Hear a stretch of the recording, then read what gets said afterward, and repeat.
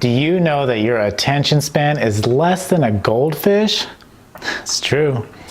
What's going on, guys? It's Marcus here with Discover Ignite, and today we're talking about how you can actually focus better, especially if you're the kind of person that wants to, seek success, or you are an ambitious person that wants to just be able to focus down on what needs to be accomplished, so that way you can go out and succeed at life and business, whatever you're trying to succeed at, right? And to be focused, it is extremely hard, especially like I mentioned in the beginning of this video, that our attention span is actually less than that of a goldfish. Yes, there was a study done that found that, goldfish typically have an attention span of 9 seconds. But the average human, the average adult, has an attention span of 8 seconds. Yes, the goldfish beat us out. And that is absolutely absurd to hear something like that. But when you think about it, right, we are so distracted by so many different things in life, and everything is becoming so accessible that it's hard to keep our attention, right? Because we are well aware of the fact that if something isn't, providing value or entertaining, we are quick to click off, right? And because we know there's many other varieties out there, we have a wide variety of, videos and audio and books, and there's just so much, right? There's so much out there that, in a lifetime, you will only seek a fraction of any of that data, right? And so this is something to keep in mind, especially even creating videos like this. When I first got into doing YouTube, I didn't realize that there's a big reason why you have to do jump clips in videos and use B-roll, and B-roll is considered like adding images or adding different angles to your camera. You have to do this every 15 seconds or so for the brain to be like, ooh, what happened, ooh, what happened. And this is common, right? This is just our natural being. This is what we are, right? We seek to be entertained. This is what our brain does, right? It wants to be entertained, and it's hard to remain focused, right? And so if we want to actually be focused, if we want to, succeed at something, and we're like, okay, well, I understand, yes, the brain gets very distracted. What can I actually do to be focused? Now, the biggest thing, obviously, is to eliminate that whole section I just talked about, which is distraction, right? If you can actually identify the different things that distract you in your life, because I can't just throw a bunch of things out there because everybody's life's different. Yes, the cell phone is a big distraction, and everybody has a cell phone. So yes, you want to eliminate your cell phone whenever you're actually trying to focus on something, right? And then another big thing is emails. A lot of people like to, just focus on emails, or they're constantly jumping from here to there to try to multitask, right? This is another big misconception, is that we are not meant to multitask. Yes, people can give the appearance of multitasking, but when in doubt, that actually takes away from how deep you can actually go into a specific subject, or actually learn a specific subject, or focus on any one given thing if you are multitasking, right? Because it takes up brain power. It's just like a computer, right? If you are running multiple things in the background, you realize that your computer, the processor, gets slowed down dramatically, right? And you get frustrated, and you're like, why is it going so slow? But you realize that you have many different web pages open, you have this software open, you have that software open, and then it slows it down, right? It slows down the computer, and your brain is the same exact way. If you are multitasking on many different things, it can lead to distraction, and you won't have, you won't be able to put your best foot forward when it comes to focus, because your brain is trying to understand everything that's going around, right? So if you can eliminate as much of it as you can and allow yourself to focus on that one thing, right? Now, this is another big thing we need to actually understand too, is there was a study done, right? We have an attention span of 8 seconds, but to actually stay focused, now this is completely different. To actually stay focused on something, right? We can only stay focused on one thing for 20 minutes. And it's actually been shown that it's not even 20 minutes. It can go even 10 minutes or even 5 minutes. You can only stay focused for 5 minutes. That is not long at all. And so this is one thing we have to remember, right? We have to eliminate distraction so that we're focused on the one thing. And it is hard and something you always have to practice because your mind wants to stray. And so you have to be self-aware. This is something you have to constantly try to correct so that you can, focus on the one thing. Now, a good thing that does help is, I had found a thing called the Pomodoro technique, which is like a 25 minutes, right? And you do the 25 minutes and you set a timer, right? So after 25 minutes, that timer goes off. Then you get up and you wander around for 5 minutes, you come back, you set that timer for 25 minutes again, and then you focus on that. And this actually helps you because you eliminate, before you even go into that 25 minutes, you're eliminating all the distractions, and you're telling yourself, for this 25 minutes, I will not allow any distraction in.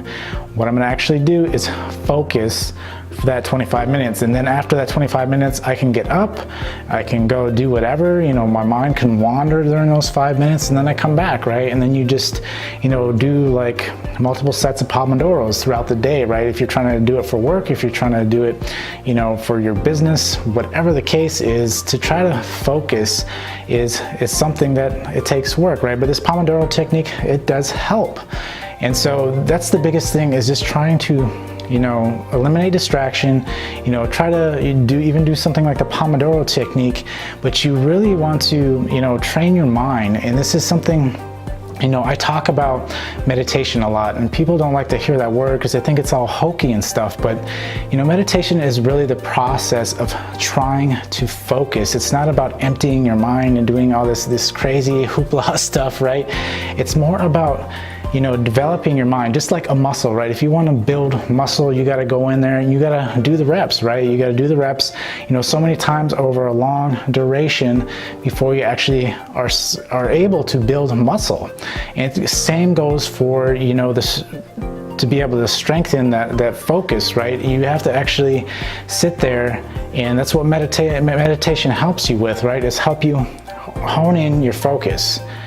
And this is what it's all about, right? You focus on one thing, and a lot of different meditations, some of them focus on breath, some of them focus on images, and it's just trying to hone in your focus, right? And the longer you do that, the better you can get at focusing.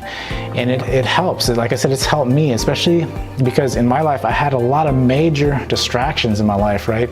And so to make smart decisions, right, I had to be able to focus, right? I had to, yes, there were big events that I had to, actually address, but I needed to remain focused, right? And take one thing at a time and not let the other distractions pull me here and there to actually be able to make, smart decisions, right? And so this is where meditation helps. It helps you rein in that focus and allows you to, be a lot more concentrated when you need to. So like I said, meditation really does help. It helps to build up that focus. And a lot of people say, yeah, I don't really understand the benefits of meditation, and I don't get the benefits. And you got to remember, this is really what meditation is all about, is just trying to hone in your focus, right? And be present.